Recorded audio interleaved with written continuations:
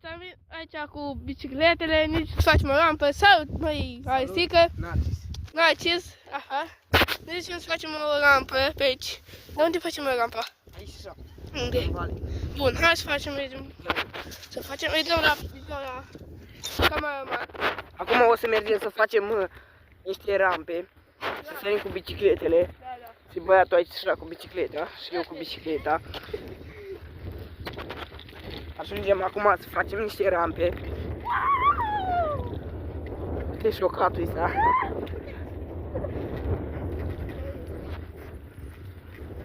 Eu cu trabantul ăsta de bicicletă, la game merge.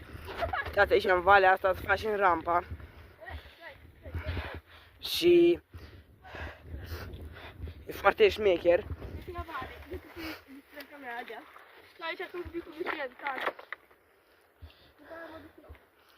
Și hai să facem rampa întâi. Hai să facem rampa aici și nu o facem.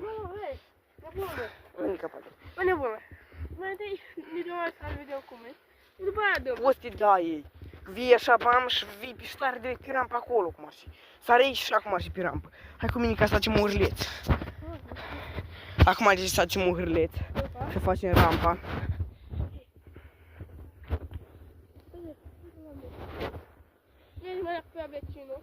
Mergem să luăm un hârleț, să facem rampă și urmează să ne dăm de pe dealul ăla.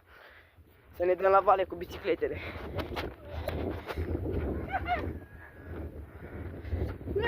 Deocamdată suntem pe telefon, când avem bani de GoPro. O să ne luăm GoPro. O să ne luăm GoPro și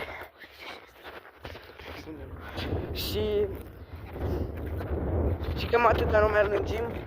Luăm hârlețul de aici și să facem rampa. Și o să scărim. După ce facem rampa. Am venit aici, am săpat câteva. Facem acum rampa. Venim din deal să-ți vă arăt parcurul. Vă arăt drumul. M-am dus aia cu bicicleta aia.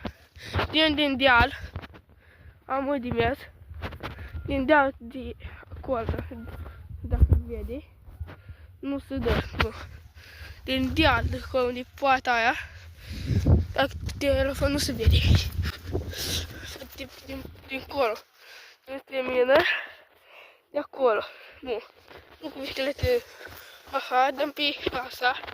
Uite aici. Vă dăm să sărim. Vine răbde. Așa. Da, ne dăm câte unul, da.